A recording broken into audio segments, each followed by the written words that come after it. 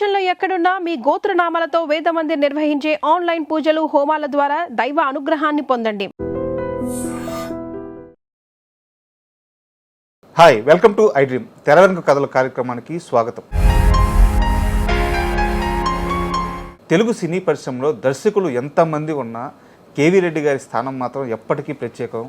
పాతాళ భైరవి, మాయాబజార్ లాంటి అద్భుతమైన చిత్రాలను మనకు అందించి, అంటే ఆయన చివరి దశలో తీసిన 1-2 సినిమాలు తెప్పించి ఆయన కెరీర్లో తీసిన ప్రతి సినిమా సూపర్ హిట్. అలాంటి దర్శకుడు సినిమాల మీద ఆయనకున్న పట్టు కానీ, ఆయన తీసిన అద్భుతమైన సినిమాలు కానీ నా భూతో నా భవిష్యత్తు. అలాంటి కేవీ రెడ్డి గారి గురించి మనకు తెలియజేయడానికి senior coordinator Kanakala G Kumar గారు ఈరోజు మనతో పాటు స్టూడియోలో ఉన్నారు. వారిని అడిగి కేవీ రెడ్డి గారి విశేషాలు తెలుసుకుందాం. హాయ్ సార్, నమస్తే. నమస్తే.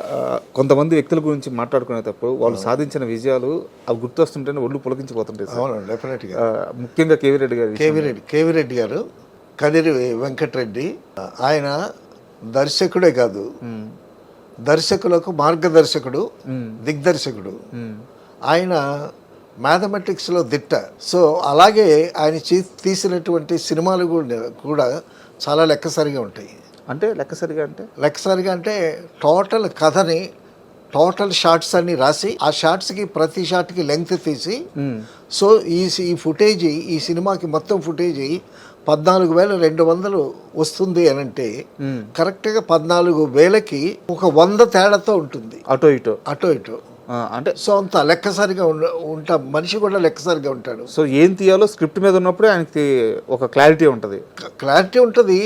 అసలు ఆయన ముందు సినిమా చూసేస్తాడు, ఆ షార్ట్స్ అన్ని బ్రెయిన్లో ఉంటాయి, ఆ షార్ట్స్ అన్ని పేపర్ మీద రాస్తాడు. షార్ట్స్ అన్ని ప్రతి డైలాగ్కి ఏ డైలాగు ఎవరు చెప్పాలి, దాని క్లోజ్ షాట్సా, సజెషన్ షాట్సా, లాంగ్ షాట్సా, మిడ్ షాట్సా, trolley, everything will be on the paper అండి. తర్వాత ఆ పర్టికులర్ సీన్కి ప్రాపర్టీస్ ఏమిటి, ఆర్టిస్టులు ఎవరు, అవి కూడా ఉంటాయి పేపర్ మీద నోట్ చేసుకుంటాం. ఎంత సుఖంగా ఉంది సార్ అసలు వినడానికి. అసలు తర్వాత షూట్లో ఎవరికి పెద్ద కష్టం ఉండదేమో, టెన్షన్ ఉంటుంది. ఎందుకంటే ఆయన సెట్లో ఉంటే చాలా సీరియస్గా ఉంటాడు. ఒకసారి నాగిరెడ్డి, చక్రపాణి గారు వాళ్ళంతా కూర్చొని పక్కన ఎవరో ఆర్టిస్ట్ ఏదో జోక్ చేస్తే వీళ్ళు బాగా నవ్వారంట. నవ్వేసరికి ఈయన, మీరు if you want to enjoy fun please go out of the set and enjoy అన్నాడంట. నిర్మాతల్ని నాగిరెడ్డి గారు, చక్రపాణి, తర్వాత పక్కన ఉండేటటువంటి వ్యక్తులు బయటికి వెళ్ళి ఆ విధంగా విజయ సంస్థ నిర్మాతలను బయటికి వెళ్ళి కూర్చోమన్నాడు ఆయన. తర్వాత అందుకే చక్రపాణి గారు బయటికి వెళ్ళిపోమంటాడని తెలిసి అసలు లోపలికి వెళ్ళాడు. ఆయన ఫ్లోర్ వరకే వెళ్తాడు, ఎందుకంటే ఆయన పెద్ద మనిషి కదా. సో ఆ విధంగా అంత సిన్సియర్గా, అంత టెన్స్తో ఉంటుంది ఆర్టిస్టులు. తర్వాత ఈయన ఒకసారి కె విశ్వనాథ్ గారు అన్నారు మాయాబజార్ గురించి. మాయాబజార్ లాంటి సినిమా మనం ఇప్పుడు చేయలేము అని అన్నారు. సో కేవీ రెడ్డి గారి స్కూల్ని చాలామంది ఫాలో అయ్యేది. తర్వాత కేవీ రెడ్డి గారి దగ్గర పనిచేసిన వాళ్ళు కానీ, తర్వాత తరం వాళ్ళు అందరూ కూడా కేవీ రెడ్డి గారి స్కూల్నే ఫాలో అయ్యారు. ఎందుకంటే సంగీతం శ్రీనివాసరావు గారు ఆయన దగ్గర నుంచి వచ్చారు కాబట్టి, నేను ఆయన దగ్గర పనిచేశాను కాబట్టి, ఆయన style of making script, shooting అదంతా సేమ్ కేవీ రెడ్డి గారి స్కూల్లో ఉంటుంది. అయితే కేవీ రెడ్డి గారు తర్వాత పౌరాణిక దర్శకుడు కమలాకర్ కామేశ్వరరావు గారు, వీళ్ళిద్దరూ మంచి ఫ్రెండ్స్. అయితే కేవీ రెడ్డి గారు బిఎన్ రెడ్డి గారి దగ్గర 3 సినిమాలకి ప్రొడక్షన్ మేనేజర్గా చేశాడు. కమలాకర్ కామేశ్వరరావు గారు మాత్రం డైరెక్షన్ డిపార్ట్మెంట్లో చేశారు.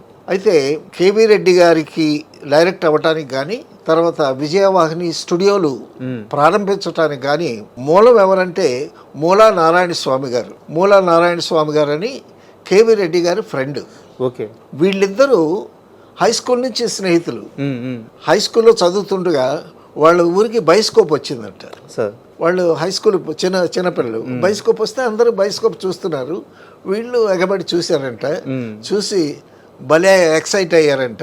ఎప్పటికైనా మన జీవితంలో ఇట్లాంటిది ఒకటి కనిపెట్టాలయ్యా అని అనుకున్నట్టు వాళ్ళిద్దరు. అని అనుకుని తర్వాత కేవీ రెడ్డి గారు తర్వాత మూలా నారాయణ స్వామి గారు, సంగీతం శ్రీనివాసరావు గారు, ఈ స్టాల్వర్ట్స్ అందరూ మెడ్రాస్ ప్రెసిడెన్సీ కాలేజీలో చదువుకున్న వాళ్ళే. అక్కడ ఉంది మూలం. అక్కడుంది.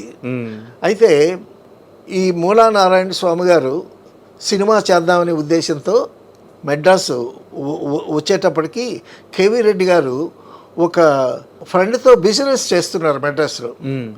ఆ బిజినెస్ ఏంటంటే స్కూల్ ఎక్విప్మెంట్, స్కూల్ పిల్లలకి కావాల్సిన బుక్స్, స్టేషనరీ, తర్వాత మొత్తం ఆ ఎక్విప్మెంట్ అంతా ఆ బిజినెస్ చేస్తున్నారు. ఆ బిజినెస్ చాలా బాగుంది. అయితే మూలా నారాయణ స్వామి గారు, బిఎన్ రెడ్డి గారు పార్ట్నర్స్గా సినిమా చేద్దామనేటటువంటి ప్రపోజల్ అనమాట. ఈ ప్రపోజల్కి మేము చిన్నప్పుడు ఇలాగ అనుకున్నాం కదా, కేవీ రెడ్డి కూడా మెడ్రాస్లోనే ఉన్నాడు కదా, సో ఆయన్ని పిలిచాడు అనమాట.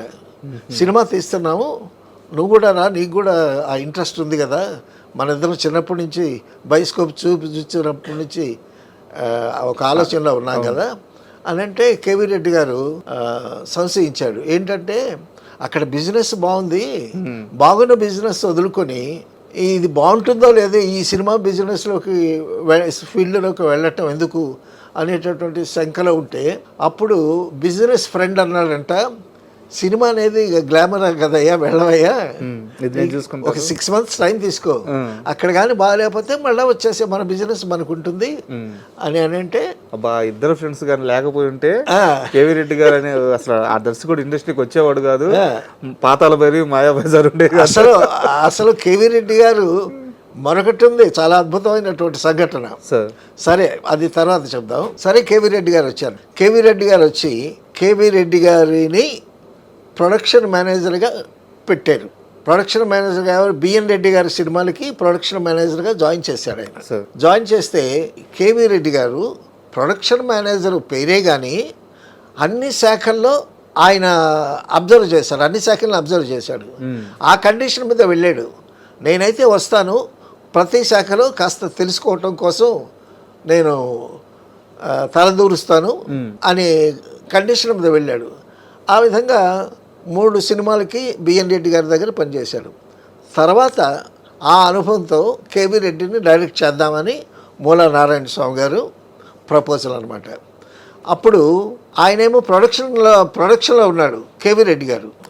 అప్పటికే కమలాకర్ కామేశ్వరరావు గారు అసిస్టెంట్ డైరెక్టర్. అప్పుడు ఈ మూలా నారాయణ స్వామి గారు భక్తపోతన సబ్జెక్ట్ తీద్దామని చెప్పి కేవీ రెడ్డి గారిని డైరెక్ట్గా పెడదామని ఒక ప్రపోజల్ తీసుకొస్తే బిఎన్ రెడ్డి గారు ఓకే అన్నారు. కానీ బిఎన్ రెడ్డి గారి బంధువులు ఉంటారు కదా, వాళ్ళేమో ఆయన ప్రొడక్షన్ మేనేజరు అసిస్టెంట్ డైరెక్టర్గా చేయలేదు, కమలాకర్ కామేశ్వరరావు అసిస్టెంట్ డైరెక్టర్గా చేశాడు, అతనికి డైరెక్షన్ ఇవ్వచ్చు కానీ ఇతనికే డైరెక్షన్ ఏంటి అని పెదవి పిలిచారంట వాళ్ళు. తర్వాత బిఎన్ రెడ్డి గారి ఇంటికి కేవీ రెడ్డి గారు వెళ్ళేటప్పుడల్లా మొహం చాటేసేవాళ్ళంట వాళ్ళ ఫ్యామిలీ మెంబర్స్. చాటేస్తుంటే ఈయనకి ఫీల్ అయ్యాడు పాపం. ఫీల్ అయ్యి ఫ్రెండ్ మూలా నారాయణ స్వామి గారితో అన్నాడంట, ఎందుకులే అని అంటే, లేదు నీ స్కిల్ నీకు తెలియదు, నీ టాలెంట్ నీకు తెలియదు, నువ్వే ఈ డైరెక్టర్వి అని చెప్పి ఒక మీటింగ్ పెట్టి, ఆ మీటింగ్లో సినిమాల్లో లాభాలు వస్తే పంచుకుందాం, నష్టం వస్తే అంతా నేనే భరిస్తానన్నాడు మూలా నారాయణ స్వామి. అప్పట్లో ఏం ఫ్రెండ్షిప్, అది ఫ్రెండ్షిప్ అంటే. అప్పుడు ఒప్పుకున్నారు. ఒప్పుకున్న తర్వాత భక్తపోతన సినిమా సబ్జెక్ట్ భక్తపోతన. ఈ పోతనకి ఎవరిని పెడితే బాగుంటుంది అని ఆలోచన వచ్చింది. ఆలోచన వచ్చి నాగయ్య గారు అయితే బాగుంటుంది, చిత్తూరు నాగయ్య గారు. నాగయ్య గారు అప్పటికి స్వర్గసీమ వాటిలో రొమాంటిక్ హీరోగా వేస్తున్నాడు. ఇప్పుడు భక్తపోతన సినిమాకి ఆ పోతన వేషం నాగయ్య గారు వెయ్యాలి. అయితే భక్తపోతన ఒరిజినల్గా సన్నగా ఉంటాడా లావుగా ఉంటాడా అనేటటువంటి డిస్కషన్ వచ్చిందంట. డిస్కషన్ వస్తే జలసూత్రం రుక్మిణీదాస్ శాస్త్రి గారు ఎవరో ఒక ఆయన భాగవతంలో పోతనే చెప్పుకున్నాడు కదండి, లావొక్కింతయు లేదు ధైర్యంబు విలోలంబయ్యే, లావొక్కింతయు లేదు అన్నాడు. అంటే ఆయన లావుగా లేనట్టే లెక్క, లావు అంటే పద్యంలో బలమని. ఆ పోతనే అన్నాడు కాబట్టి పోతన సన్నంగానే ఉంటాడు అని చెప్పాడంట ఆయన. అని అంటే అయితే వెతికి చూస్తే అప్పటికి స్టార్డమ్ ఉన్న హీరో, తర్వాత మంచి నటుడిగా గుర్తింపు ఉన్నటువంటి నాగయ్య గారే కనిపించారు. సరే నాగయ్య గారిని సంప్రదిస్తే నాగయ్య గారు కూడా ఓకే అన్నారు. కానీ ఒకటే అబ్జెక్షన్ పెట్టారు నాగయ్య గారు, అప్పటికి రొమాంటిక్ హీరో వేస్తున్నాడు ఆయన. సరే భక్తపోతన వేషం వేయటానికి గుండు కొట్టాలి. గుండు కొడితే ఈ క్రాఫ్ అంతా తీసేస్తారా, గుండు కొడతారా అనేసరి కొంచెం అయిష్టం ప్రకటించాడంట. పాత్ర అది కాబట్టి భక్త పోతన గుండుతో ఉంటాడు అది అని ఆ పోతన వేయటానికి ఆయనకి ఇష్టం లేదు. అప్పటికి హీరోగా పాటలు పాడుతూ వేసినటువంటి హీరో కదా. అవునవును. సో మొత్తానికి లేదు నీకు బాగుంటుంది అని కేవీ రెడ్డి గారు ఆయనకి నచ్చ చెప్పారు. చేసిన తర్వాత సినిమా చేశారండి. భక్త పోతన సినిమా రిలీజ్ అయిన తర్వాత చాలా అద్భుతంగా ఆడింది సినిమా. ఆయన డైరెక్టర్ అవ్వటానికి మూల కారణం మూల నారాయణ స్వామి గారు. సార్ అక్కడి నుంచి సార్ చాలా సినిమాలు ఉన్నాయి కాబట్టి మనం బాగా ఇంపార్టెంట్ సినిమాల గురించి మాట్లాడుకున్నాం. అదే జనప్రాచుర్యం ఉన్న సినిమాల గురించి. అవును. అక్కడి నుంచి పాతాళ భైరవి ఆ షిఫ్ట్ ఎలా జరిగింది సార్? ఆ తర్వాత మూల నారాయణ స్వామి గారు లేకపోతే కేవీ రెడ్డి గారు ఎలా లేడు, అటువంటి మరొక సంఘటన ఉంది. ఒక 100 సంవత్సరాలు వెనక్కి వెళితే కేవీ రెడ్డి గారు పసిబిడ్డాడు కేవీ రెడ్డి గారు. అప్పుడు దేవుడు భక్తి నమ్మకాలు మూఢనమ్మకాలు 100 సంవత్సరాల వెనక్కి ఎక్కువగా ఉండేవి. అంతే కదా. అప్పుడు కేవీ రెడ్డి గారి తల్లి తిరుపతి వెళ్ళి ఈ పసిబిడ్డని ఆ తిరుపతి హుండీలో పడేసి వచ్చిందంట. దేవుడు కానుగ్గా. అంత భయంకరమైనటువంటి నమ్మకమా మూఢనమ్మకమా అనాలి దాన్ని. మూలా నారాయణ స్వామి గారు లేకపోతే కేవీ రెడ్డి అనేటటువంటి డైరెక్టర్ లేడు. ఈ బిడ్డ తిరిగి రాకపోతే కేవీ రెడ్డి గారు లేరు. ఆవిడ బిడ్డను పడేసేసి ఇంటికి వచ్చిందంట. మరి ఆవిడ మైండ్ సెట్ ఏంటో, పరిస్థితులు ఏంటో, ఆర్థిక ఇబ్బందులా లేకపోతే వెంకటేశ్వర స్వామి మీద భయంకరమైనటువంటి నమ్మకమా, హుండీలో పడేసి వచ్చిందంట. పిల్లాడు ఏదేనంటే వెంకటేశ్వర స్వామి చూసుకుంటాడు, వెంకటేశ్వర స్వామి సమర్పించాను అన్నదంట. అమ్మో అని పరిగెత్తి వెళ్ళి మళ్ళీ ఆ బిడ్డని తెచ్చుకున్నారంట. ఇది చాలామందికి తెలిసిన విషయం. నేను ఒక చోట చదివాను ఇది. సో ఆ పసిబిడ్డడు కానీ లేకపోతే మనకి మాయాబజార్ ఉండేది కాదు, మీరు అడిగిన పాతాళ భైరవి ఉండేది కాదు. చాలా విచిత్రంగా ఉంది సార్ ఈయన జీవితంలో జరిగిన టర్న్స్ అన్నీ కూడా చాలా. తర్వాత రాయలసీమ నుంచి కోస్తా ఆంధ్రాలో ఎవరో ఉంటే ఆ కోస్తా ఆంధ్ర నుంచి ఆ చిన్నపిల్లాడిని తీసుకుని మళ్ళా రాయలసీమ వెళుతుందంట వాళ్ళ మదర్ అనుకుంటా. వెళుతుంటే ఒక బుట్టలో పెట్టుకుని ఆ పిల్లల్ని బుట్టలో అప్పుడు పరిస్థితులు అంతే కదా. అంతే. ఇప్పుడు కేవీ రెడ్డి గారు చిన్నపిల్లాడంటే ఇప్పటికే ఎన్ని సంవత్సరాలు లెక్కవేయండి. ఆయన 1950కి డైరెక్టర్. 50కి డైరెక్టర్. అప్పటికి ఒక 40 సంవత్సరాలు ఉంటాయి ఆయనకి. అబ్బోక 40, ఇబ్బోక 60, 100, 125 సంవత్సరాలు అనుకోండి. సో ఆ పిల్లాన్ని తీసుకొని బుట్టలో పెట్టుకుని పిల్లానికి ఎండ తగులుతుందేమో అని ఒక తాటాకు కప్పుకుని నడుస్తూ వెళుతూ ఉందంట. వెళుతూ ఉంటే ఒక ఊర్లోనేమో ఒక అరుగు మీద అరుగుంటే అక్కడ దింపి పక్కకి వెళ్ళిందంట. మంచినీళ్ళు తాగి వస్తానని ఇదే పక్కకి వెళ్ళిందంట. అరుగు కాదు, అరుగు కింద. ఆవిడ అట్నుంచి వచ్చేసరికి ఈ పిల్లాడి చుట్టూ జనం మూగిగా ఉన్నారంట. ఏంటని చూస్తే ఆ కేవీ రెడ్డి గారు ఉండే తట్టలేదు, ఆ తట్ట చుట్టూ ఒక పాము తిరిగి వెళ్ళిపోయిందంట. ఈ పిల్లాడు చాలా అదృష్టవంతుడు, నాగేంద్రుడు కాపాడుతున్నాడు ఈ పిల్లాడిని, అది ఇదని వాళ్ళంతా అంటే అప్పుడు ఆవిడ బిత్తరపోయిందంట. ఆయన నిజంగానే ఇవన్నీ ఎలా మాయాబజార్ తీయడానికి పుట్టిన కారజన్ముడు లాగా ఉన్నాడు సార్. అసలు ఇది ఫోక్లోర్ సినిమా సంఘటనలా ఉంటాయి. అవును. ఇవి నేను చాలా బుక్స్ రెఫర్ చేశాను. ఆ బుక్స్ రెఫర్ చేస్తే నాకు దొరికినటువంటి ఒక అద్భుతమైన సంఘటనలు అనమాట. అసలు దేవుడు అంటే నమ్మకం ఉండొచ్చు, హుండీలో పడేయటం ఏంటండి, పాము చుట్టూ తిరగటం ఏంటి. సో ఆయనకి ఏదో దైవ బలం చాలా గట్టిగా ఉన్నట్టుంది. డెఫినెట్గా ఉంటుందండి, డెఫినెట్గా. తర్వాత ఆయన చాలా తెలివైనవాడు. కేవీ రెడ్డి గారు చాలా తెలివైనవాడు, చాలా ఆత్మాభిమానం ఉన్నటువంటి మనిషి. ఆయన కష్టాల్లో ఎన్టీ రామారావు గారు ఇంటికి వెళ్ళి ఆయన్ని పరామర్శించి ఒక 25,000 ఇస్తే ఆయన తీసుకోలేదంట. లేదు రామారావు, నేను తీసుకుంటాను, నేను నీకు రీపే చేయాలి కదా, నేను రీపే చేయలేను కాబట్టి నేను తీసుకొని అన్నాడట.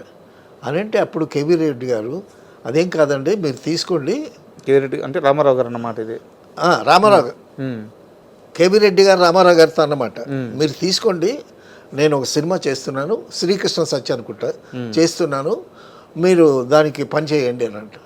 నేను పని చేయలేను, పని చేసే పరిస్థితుల్లో లేను అని అంటే, మీరేం చేయక్కర్లేదు, మీరు వచ్చి కూర్చోండి, అంతా నేనే చేసుకుంటాను, మీరు వచ్చి కూర్చోండి, ఆ గురువు స్థానంలో ఈ 25,000 తీసుకోండి అని రామారావు గారు అంత గొప్ప కృతజ్ఞతతో, ఆయన మీద అంత వాత్సల్యంతో ఆయన్ని సంప్రదించినటువంటి పరిస్థితి. సార్ ఇక్కడ ఒక చిన్న ప్రశ్న, అంటే నేను సబ్జెక్ట్ దాటి బయటికి వెళ్తున్నాను. సీనియర్ ఎన్టీఆర్ గారి గురించి చెప్పేటప్పుడు చాలామంది ఆయన ఎవరికి సాయం చేయడు, అంటే నేను కొన్ని పుస్తకాలు కూడా రిలీజ్ అయ్యి మళ్ళీ వెనక్కి వెళ్ళిపోయిన కొన్ని పుస్తకాల్లో కూడా చూశాను, ఆయన ఎవరికి ₹1 ఇవ్వడు, దాన ధర్మాలు చేయడు, ఇలాంటి నిందలు చాలా స్ప్రెడ్ చేస్తున్నారు. ఉన్నాయి బట్ మీరు చెప్పినట్టు కేవీ రెడ్డి గారి విషయంలో ఏంటంటే ఎక్కడ ఇవ్వాలో ఎక్కడ ఇవ్వకూడదో ఆయనకి తెలుసు. అపాత్రదానం అంటారే, అపాత్రదానం చేయడు ఆయన. అయితే ఎవరైనా ఏదైనా ఆర్థికంగా అడిగారు అనుకోండి, వాళ్ళకి ఏదైనా పని ఇప్పిస్తాడు, ఆ పని వల్ల వాళ్ళు లబ్ధి చెందుతారు ఆర్థికంగా, అటువంటి సాయాలు చేస్తాడు. తర్వాత ఒకసారి గుమ్మడి గారితో రామారావు గారు, గుమ్మడి గారిని ఆదరించారు రామారావు గారు. ఎంతమందిని ఆదరించాడు ఆయన, హర్నాథ్ ఆదరించాడు, శోభన్ బాబుని ఆదరించాడు, గుమ్మడి గారిని ఆదరించాడు, చాలామంది సత్యనారాయణ గారిని ఆదరించాడు, వాళ్ళందరికీ మోరల్ బూస్టప్ ఇచ్చాడు, మీరు మంచి ఆర్టిస్టులు అవుతారు వెళ్ళిపోబాకండి అని వాళ్ళకి భరోసా ఇచ్చాడు. సో ఆర్థికంగా ఎక్కడైతే ₹1 సాయం చేయాలో, కేవీ రెడ్డి గారు గురువు గారు కదండి, డివి నరసింహరావు గారు సందర్భంలో అన్నారు, ఎన్టీ రామారావు గారు ఇండస్ట్రీకి వచ్చేటప్పుడు హీ వాజ్ ఒక రా మెటీరియల్ లాగా వచ్చాడు ఆయన. అంటే ఆయన నాటకాలు వేశాడు, విజయవాడలో గుంటూరులో జగ్గీ గారితో కలిసి నాటకాలు వేశారు. నాటకాలు వేసినంత మాత్రాన సినిమా ఇండస్ట్రీ వేరు. ఒక మట్టి ముద్ద అనుకోవచ్చు స్టార్టింగ్ లో. మట్టి ముద్ద అంటే బాగుండదని నేను అన్నాను, కానీ డివి నరసింహరావు గారు అన్నారు, ఆ మాట అన్నారు. When N.T. Ramarao came to film industry, he was just a clay. అని అన్నాడు. అంటే బిగినింగ్ లో ఎవరైనా అంతే, సరే మట్టి ముద్ద కావచ్చు, ఏ ముద్ద అయినా కావచ్చు, కానీ ఆయన సెల్ఫ్ డిసిప్లిన్తో, తన సొంత పరిశ్రమతో ఎంత ఎత్తుకు ఎదిగాడు. అది గొప్పతనం కదా. ఆయన మించి ఎవరు సార్, ఇంకెవరున్నారు? ఇప్పుడు little drops of water make the mighty ocean అని, నీటి బిందువే, ఆ నీటి బిందువు అని దాన్ని తృణీకరించలేం కదా. కొన్ని కోట్ల లక్ష నీటి బిందువులే కదా మహాసముద్రం అయ్యింది, స్టార్ట్ అయ్యి ఆయన మహాసముద్రం అయిపోయాడు. అయితే నాకు ఇక్కడ చిన్న డౌట్ సార్, ఎన్టీఆర్ గారిని కెరీర్ స్టార్టింగ్లో ఆ పాతాళ భైరవి సినిమా తరువాత ఆయన కెరీర్ అంతా మారిపోయింది, అందుకే కేవీ రెడ్డి గారు అంటే సీనియర్ ఎన్టీఆర్ గారికి అంత ఇష్టం, గురువు స్థానం ఇచ్చారని చెప్తారు. అవునవును. ఆ పాతాళ భైరవి సినిమాతో అదే పెద్ద హిట్. పాతాళ భైరవి సినిమాతోనే హీరో ఫ్యాన్ మైల్ పెరిగింది, హీరో ఆరాధన. అంటే ఫస్ట్ టైము పాతాళ భైరవి ఎన్టీ రామారావు గారితో హీరో ఆరాధన పెరిగింది, మాస్ వర్షిప్ అన్నమాట.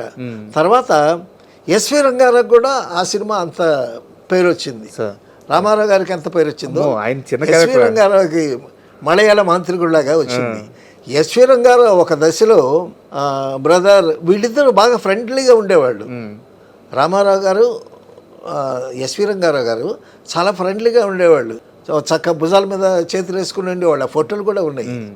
ఒక దశలో ఎస్వి రంగారావు గారు, బ్రదర్ నేను వెళ్ళిపోతాను, నాకు అవకాశాలు లేవనంటే, లేదు బ్రదర్, మీరు ఎప్పటికైనా తెలుగు సినిమా నటుల్లో ఒక ప్రముఖమైనటువంటి నటుడుగా మీరు కీర్తించబడతారు అని అప్పుడే అవి ఎప్పుడో చెప్పాడు రామారావు గారు. సో ఆ విధంగా ఎదుటి వాళ్ళని గౌరవించటం, ఎదుటి వాళ్ళకి ఒక మంచి దారి చూపించటం, వాళ్ళకి అభయం ఇవ్వటం, అవసరం ఉండేటప్పుడు వాళ్ళని ఆదుకోవటం ఎన్నో చేశాడు ఆయన. ఇది తెలియక చాలామంది అలా అనుకుంటారు. కానీ తర్వాత అండి ఒకసారి ఏదో రాయలసీమలో ఏదో కరువు వచ్చింది. రాయలసీమలో కరువు వస్తే అప్పుడు ఎన్టీ రామారావు గారు ఆయన ఐఏఎస్ ఆఫీసర్ పిగా చేశాడు, జయప్రకాష్ నారాయణ గారు. ఆయన్ని కారులో వేసుకుని ఆ ప్రదేశం కరువు వచ్చినటువంటి ప్రాంతం చూడటానికి విజిట్ కోసం వెళుతున్నారంట. వెళుతూ ఉంటే ఆ ముఖ్యమంత్రిగా ఉన్నప్పుడు, ముఖ్యమంత్రిగా ఉండేటప్పుడు వెళుతూ ఒక ప్రాంతం నుంచి వెళుతుండేటప్పుడు అక్కడ వాళ్ళు ఆ పక్కన ఉండేటటువంటి షెల్టర్స్ వేసుకొని ఉంటారు కదా, ఆ పేద ప్రజలను చూసి అన్నారండి, మేము విజయవాడలో చాలా కష్టాలు పడ్డాం, నేను పాలు అమ్ముకుని విజయవాడ షిఫ్ట్ అయ్యి వాళ్ళు పాల వ్యాపారం చేస్తూ పాలు అమ్ముకుని సైకిల్ మీద ఆ పాలు పోసి ఇంటింటికి పోసి తర్వాత నేను గుంటూరు కాలేజీకి వెళ్ళేవాడిని సరే ఆయన పడ్డ కష్టాలని చెప్పాడంట. అంటే ఆయన పడ్డ కష్టాలు ఆయనకి తెలుసు, ప్రజలు కూడా ఎటువంటి కష్టాలు పడతారో ఆయనకి తెలుసు. అక్కడి నుంచి వచ్చాడు కదా సార్, స్క్రాచ్ నుంచి వచ్చిన అక్కడి నుంచి వచ్చినటువంటి మనిషి. అది ఆ మూలాలు మర్చిపోలేదు రామారావు గారు.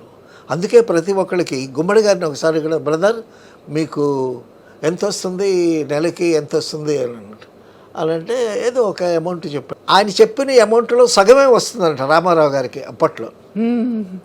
ఆయన క్యారెక్టర్ ఆర్టిస్ట్ అయిపోయాడు గుమ్మడి గారు.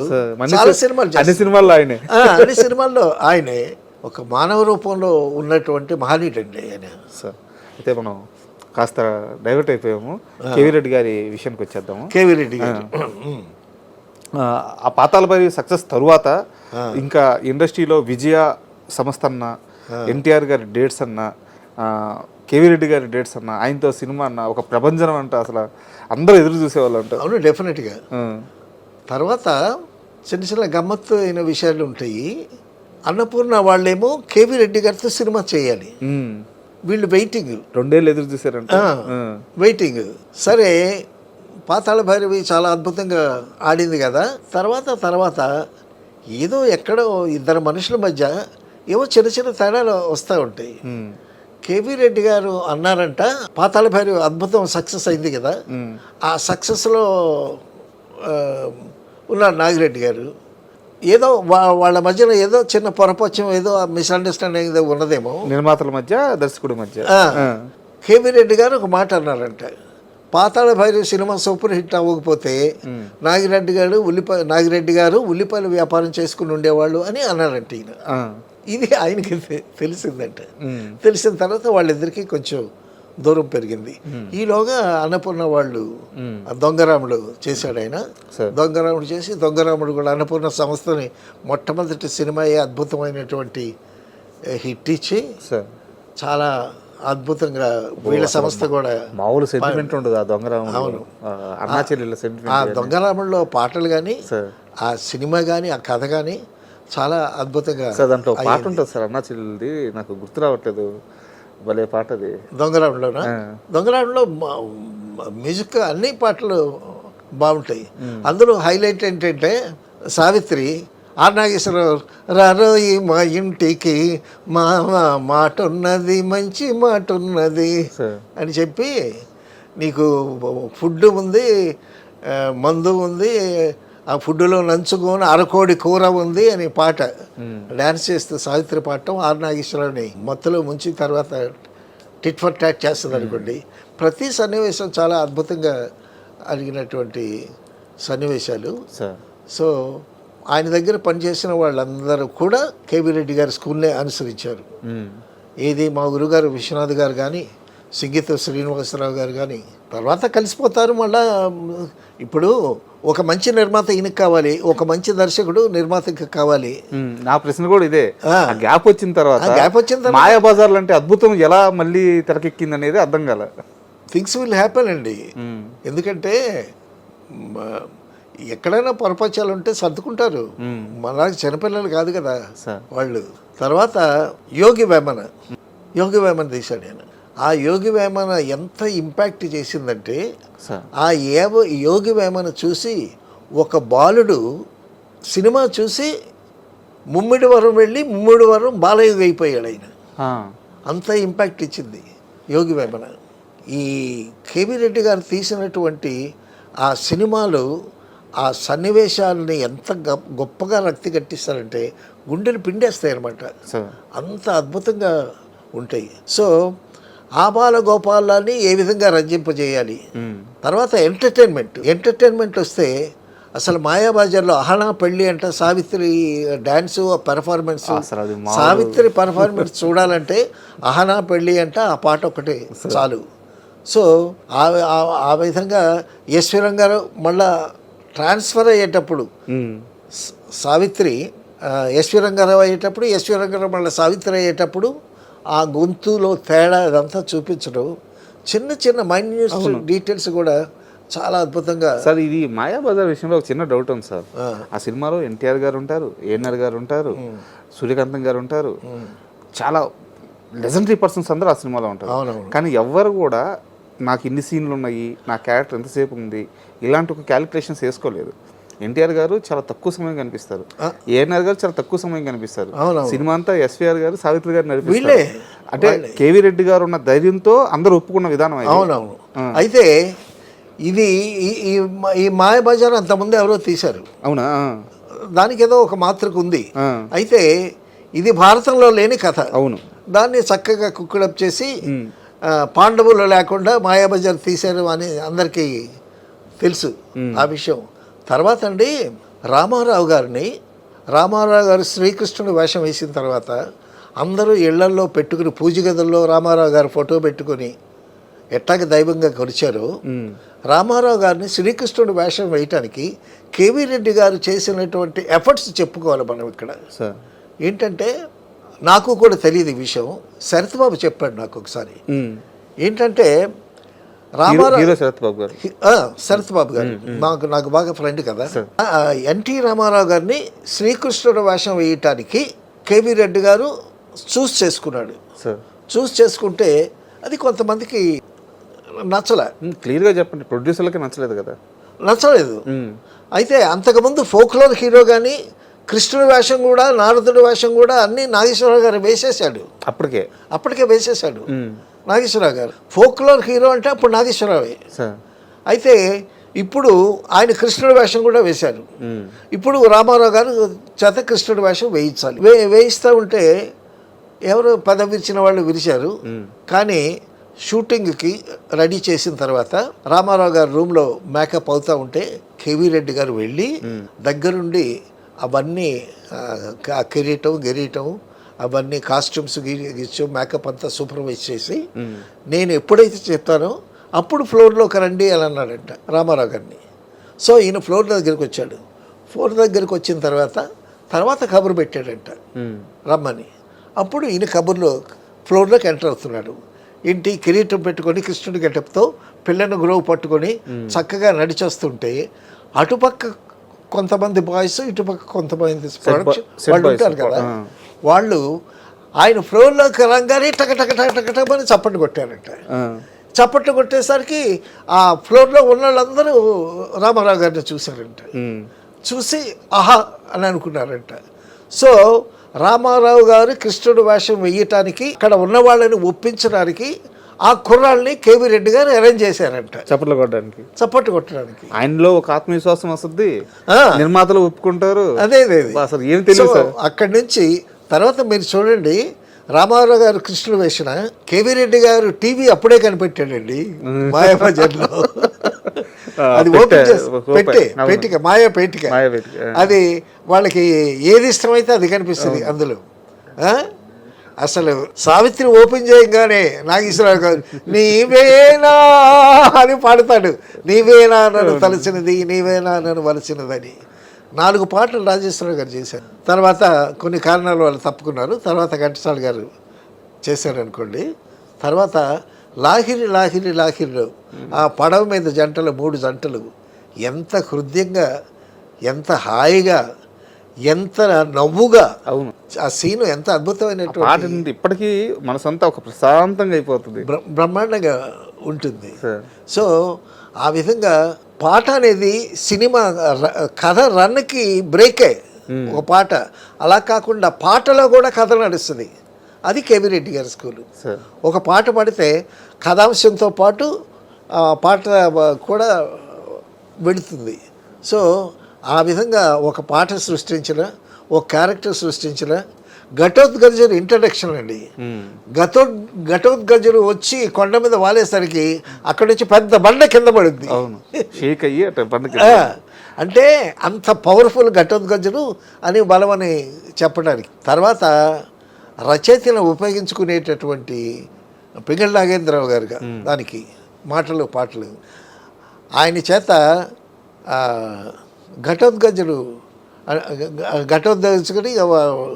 రాక్షసుడు కదా. అవును. సో ఇద్దరు భటులు ఉంటారు, ఆయన శిష్యులు ఉంటారు. నలరామూర్తి సీతారామరావు వేశారు. వేయండి. అభిమన్యుడు వస్తాడు. అభిమన్యుడు వస్తుంటే ఆ వచ్చేవాళ్ళు మన అస్మదీయులు అంటారు. అస్మదీయులు అని అంటే మన వాళ్ళు. మరి మన వాళ్ళని కాని వాళ్ళని ఏమంటారు అంటే తసమదీయులు అంటాడు. తసమదీయులు అనే మాట లేదనంటే మనిషి మాటలు కనిపెట్టకపోతే ఇంకెవడు కనిపెడతాడు? వీడికి 2 వీరతాళ్ళు, కొత్త మాటలు ఎలా పుడతాయి అని ఆ క్రియేటివిటీ కూడా చాలా అద్భుతమైన. అయితే నేను ఇప్పుడు ఒక కంపారిజన్ చేస్తాను. అది మీకు ఎలా అనిపిస్తుందో చెప్పండి. ఈ తరం చూస్తున్న రాజమౌళి ఆ తరంలో కేవీ రెడ్డి అనుకోవచ్చు అని చెప్పి నాకు అలా అనిపిస్తుంది. ఎందుకంటే ఆయన సినిమాలన్నీ ఇట్లా లాస్ట్ 2-3 సినిమాలు తెప్పించి అన్ని అద్భుతమైన హిట్లు. ఆ పర్ఫెక్షనిస్ట్ గా ఉండడం కానీ, పర్ఫెక్ట్ గా తను అనుకుంది తను తీయడం కానీ, ఆ కాంబినేషన్స్ సెట్ చేయడం కానీ, నాకు ఎందుకో కేవీ రెడ్డి గారి రాజమౌళి గారిని చూస్తుంటే కేవీ రెడ్డి గారి సినిమాలు గుర్తొస్తూ ఉంటాయి అనమాట. ఆ కంపారిజన్ మీరు ఒప్పుకుంటారా? ఒప్పుకోకపోవటం అనే కాదు, ఇట్ ఈస్ క్వశ్చన్ ఆఫ్ ఆ వర్క్మెన్షిప్, ఆ సక్సెస్, ఆ థ్రిల్స్ తెర మీద ఆయన చూపించినటువంటి విధానం ఎవరైనా ఒప్పుకోవాలి. అది నేత్రానందం కదండి. ఆయన తీసిన సినిమాలు ఎంత అద్భుతంగా ఉన్నాయి. ఎస్పెషలీ బాహుబలి అవన్నీ వరుసగా హిట్లే కదా ఆయన. అవును. తర్వాత he takes his own time. ఎవరు ఏమనుకున్నా సరే తను చేయాల్సింది తను చేసుకుంటాడు. చేసి చక్కగా ప్రేక్షకులకి అందిస్తాడు. ఫెయిల్యూరు సక్సెస్ పక్కన పెట్టండి. ఫెయిల్యూరు సక్సెస్ అనేటటువంటి కేవీ రెడ్డి గారికి ఉన్నాయి ఫెయిల్యూర్స్. మనం అనుకున్నది మన కృత నిశ్చయంతో, మన నమ్మకంతో 70% ఎఫర్ట్స్ పెట్టి చేయటం వర్క్ ఈజ్ వర్షిప్ అన్నారు. ఇది వాళ్ళిద్దరిలో కామన్గా కనిపిస్తుంది. డెఫినెట్గా వర్క్ ఈజ్ వర్షిప్. అది అయితే లాస్ట్గా నాకు ఒక 2 డౌట్లు ఉండిపోయినాయి సార్. అంటే కేవీ రెడ్డి గారు ఎంత పర్ఫెక్ట్గా ఉంటారు సినిమా విషయంలో, అండ్ వ్యక్తిగత జీవితంలో కూడా ఆయన అంతే పద్ధతిగా ఉంటూ వచ్చారు. అవునవును. బట్ ఎందుకు చివరి స్టేజ్కి వచ్చాక ఆయన ఆర్థికంగా చితికిపోయారు? అంటే ఆయన సొంత సినిమాలు చేశారండి. ఓకే. కేవీ రెడ్డి గారు సొంత సినిమాలు చేశారు. సొంత సినిమాలు సక్సెస్ కాలేదు. సక్సెస్ కాకపోయేసరికి ఆర్థికంగా చిదిగిపోవటం అది వేరు. మానసికంగా కొద్దిగా ఇదయ్యాడు ఆయన. ఓకే. కాన్ఫిడెన్స్ లెవెల్స్ తగ్గిపోయాయి. లాస్ట్లో తీసినటువంటి సినిమాలు ఆయన సొంత సినిమా, తర్వాత ఆయన వచ్చి కూర్చున్న శ్రీకృష్ణ సత్య ఎన్టీ రామారావు గారు, ఆ లాస్ట్ 3 సినిమాలు బాగా ఆడలేదు. ఆయన డైరెక్ట్ తీసిన సొంత సినిమా కూడా. తర్వాత అప్పటికే బాధ్యతలు పెరుగుతాయి, పిల్లలు పెద్దవాళ్ళు అవుతారు, వయసు పైన పడుతుంది, ఎనర్జీ లెవెల్స్ కూడా తగ్గుతాయి. అందుకే కదా రామారావు, నువ్వు ఇప్పుడు నాకు 25,000 ఇస్తున్నావు, నేను నీటికి రిటర్న్ చేయాలి కదా, నేను రిటర్న్ చేయలేను, అందువల్ల నేను నీ దగ్గర తీసుకోలేను అని అన్నాడు. అంత నిజాయితీగా ఒప్పుకున్నాడు ఆయన. తర్వాత ఒక షాట్ కన్సీవ్ చేస్తే, ఇప్పుడు కృష్ణుడు బలరాముడు అన్నదమ్ములు కదా, బలరాముడేమో గుమ్మడి గారు వేశారు కదా, కృష్ణుడు రామారావు గారు, వాళ్ళిద్దరు ముక్కులు బాగుంటాయి. వాళ్ళిద్దరిని ప్రొఫైల్స్ పెట్టి వాళ్ళిద్దరు అన్నదమ్ములు అని చెప్పడానికి, బాగా ముక్కు పొడవులుగా ఉండవని చెప్పడానికి ఒక గమ్మత్తైన షాటు చేసి బారెట్లే గారిని తీయమన్నారు. తర్వాత ఇక్కడ బారెట్లే గారి గురించి మరొక సందర్భంలో చెప్పుకోవచ్చు. సో కేవీ రెడ్డి గారి విజన్. తర్వాత బలరాముడు క్యారెక్టర్ వేశాడండి గుమ్మడి గారు. ఎంత అద్భుతంగా ఆ బలరాముడు ఎంట్రీ కానీ, ఆ బలరాముడు క్యారెక్టర్ కానీ, ఆ బలరాముడు డైలాగులు కానీ ఎంత అద్భుతంగా ఉన్నాయి. తర్వాత రామారావు గారు కృష్ణుడు వేసినా సరే, ఆ మాయాపేటకి ఉండేటప్పుడు మీరు చూస్తే అక్కడ అందరూ ఉంటారు, కృష్ణుడిగా రామారావు కాస్త వెనకే నించుని ఉంటాడు. So artist importance, the placement of artist. ఇప్పుడు క్లైమాక్స్లో 10 మంది ఆర్టిస్టులు ఉంటారనుకోండి, 10 మంది వరుసగా లైన్లో నుంచోరు. ఇంపార్టెంట్ క్యారెక్టర్స్ ముందుకొచ్చి వాళ్ళ వెనకాల ఎవరిని ఎక్కడ పెట్టాలి, ముందు వెనక అలాగా గమ్మత్తుగా the placement of artist, placement of ఆ లొకేషన్ కూడా అవన్నీ పూచిక పుల్ల దగ్గర నుంచి అన్నీ నిశితంగా పరిశీలిస్తాడు సార్. అయితే నా చివరి ప్రశ్న సార్, ఒకవేళ అంటే ఇది ఇష్టంతో అడుగుతున్నా, కేవీ రెడ్డి గారి మీద ఉన్న అమితమైన ఇష్టంతో అడుగుతున్నా. మీకు ఆ సినిమాలన్నీ చూసిన నాలెడ్జ్, ఆ ట్రావెలింగ్ అంతా తెలుసు కాబట్టి కేవీ రెడ్డి గారి ఏ సినిమా ఇప్పుడున్న జనరేషన్లో మళ్ళీ కానీ తీస్తే తిరుగు లేకుండా పాన్ ఇండియా లెవెల్లో హిట్ అవుద్ది అనిపించే సినిమా ఏది సార్? ఒకటి ఆయన సినిమాల్లో ఏదైనా. కేవీ రెడ్డి గారు చేసిన సినిమాల్లో ఎందుకు ఇది కొంచెం ఆ 13 ఆయన తీసిన 13 సినిమాలు లిస్టు చూసి నాకు ఎందుకో పాతాళ భైరవిని ఇప్పుడున్న ట్రెండ్కి కానీ మార్చి కొంచెం, అరే పాతాళ భైరవి వాపి గారు హిందీలో తీశాడు కదండి.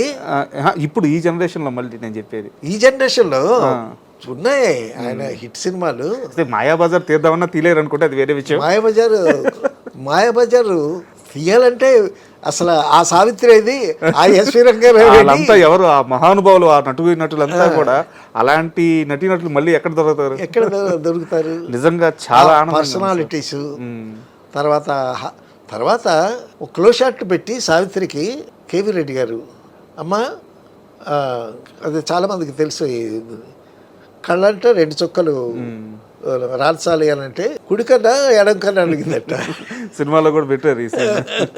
అంటే గొప్ప వాళ్ళు ఉంటే ఒక వ్యక్తి గురించి మాట్లాడుకుంటే ఎంత గొప్ప వాళ్ళు చుట్టూ వచ్చేసారు చూడండి. తర్వాత అండి కేవీ రెడ్డి గారి పర్సనల్ లైఫ్ తీసుకుంటే, కేవీ రెడ్డి గారు పేరు వచ్చింది, గొప్ప డైరెక్టర్ అయిపోయాడు. డైరెక్టర్ అయిపోయిన తర్వాత కేవీ రెడ్డి గారి అభిమానులు, చుట్టాలు, ముఖ్యంగా చుట్టాలు తిరుపతి వచ్చి గుండ్లు కొట్టించుకొని కేవీ రెడ్డి గారి ఇంటికి వచ్చేవాళ్ళంట. అర్ధరాత్రి వచ్చేవాళ్ళంట. అర్ధరాత్రి వస్తే మరి ఫ్యామిలీ వస్తారు కదా, అప్పుడు పిల్లలు ఎక్కువ కదా, ఒక 6 మంది పిల్లలు వేసుకొని భార్యాభర్తలు ఒక 10 మంది వచ్చారు అనుకోండి, ఆ రాత్రికి రాత్రి ఆవిడ వండి పెట్టేదంట వాళ్ళకి. అలాగా బంధువులకి హాస్పిటాలిటీ, ఆయన హాస్పిటాలిటీ. సో ఈ సంఘటనలని కేవీ రెడ్డి గారితో బాగా పరిచయం ఉన్నటువంటి డివి నరసింహరావు గారు కేవీ రెడ్డి గారి లైఫ్, ఆయన సంఘటనలని జోడించి ఒక అద్భుతమైనటువంటి పుణ్య దంపతులు అనేటటువంటి ఒక స్క్రిప్ట్ తయారు చేశారు. పుణ్య దంపతులు ఆ టైటిల్. ఆ పుణ్య దంపతులు కేవీ రెడ్డి గారి హీరోగా రామారావు గారు వేస్తానని ఆ స్క్రిప్ట్ ఆయన పెట్టుకున్నారు. రామారావు గారు పుణ్య దంపతుల స్క్రిప్ట్. అందులో హీరో ఎవరు? కేవీ రెడ్డి గారే హీరో. ఆ హీరో వేషం ఎన్టీ రామారావు గారు వేయటానికి మన దురదృష్టం వల్ల అది ఆ స్క్రిప్ట్ అలాగే ఉండిపోయింది. ఆ సినిమా కూడా బయటికి రాలేదు. సో కేవీ రెడ్డి గారి లైఫ్ స్టైల్ కూడా అంత అద్భుతంగా ఉండేది. ఆయన జీవితాన్ని ఆయన జీవితం ఒక కథ రాయటానికి ఒక ఇన్స్పిరేషన్ ఉంది. డివి నరసింహరావు గారు లాంటి ఒక గొప్ప రచయిత. ఎంత గొప్ప విషయం సార్, నిజంగా చాలా థ్యాంక్ యూ సార్. ఎందుకంటే ఒక గొప్ప వ్యక్తి గురించి మాట్లాడుకున్నప్పుడు మనకు తెలియకుండానే ఆయన చుట్టూ ఉన్న గొప్ప వాళ్ళందరి గురించి మాట్లాడేసుకున్నాము. కేవీ రెడ్డి గారి గురించి అద్భుతమైన విషయాలు తెలియదు. తర్వాత అండి మరొక విషయం ఏంటంటే, ఇప్పుడు కేవీ రెడ్డి గారు నాగిరెడ్డి గారు సినిమాలు చేసి బయట సినిమా చేయటానికి అన్ని ఫోక్లోరు పౌరాణిక సినిమాలు చేస్తున్నారు. ఒక సోషల్ అడ్వాంటేజ్ ఫిల్మ్ చేద్దామని ఆయన పింగళ నాగేంద్రరావు గారిని అడిగారు. నాగిరెడ్డి గారు ఎవరిని అన్నారు. పింగళ నాగేంద్రరావు గారు జీతానికి పనిచేస్తున్నారు అక్కడ, నేను ఇవ్వను అన్నారు. ఇవ్వనంటే డివి నరసింహరాజు గారు విజయవాడలో ఒక నాటకం వేస్తే, నాటకం పేరే నాటకం, ఆ నాటకం వేస్తే ఆ నాటకం చూసి ఆయన్ని పట్టుకొచ్చి ఆయన్ని పెద్ద మనుషులు అనే సినిమాకి రైటర్గా చేసి పెద్ద మనుషులు అనేటటువంటి సాంఘిక చిత్రం తీశాడు ఆయన. తర్వాత డివి నరసింహరాజు గారు ఎంత పెద్ద గొప్ప రైటర్. అవును. సో ఆ విధంగా ఆ సెర్చ్ లైట్ వేసి వెతుకుతాడు కేవీ రెడ్డి గారు. సూపర్. సో ఆ విధంగా ఆయన దర్శకుడే కాదు, దర్శకులకు మార్గదర్శకుడు, దిగ్దర్శకుడు. Great personality sir. Thank you very much. Thank you.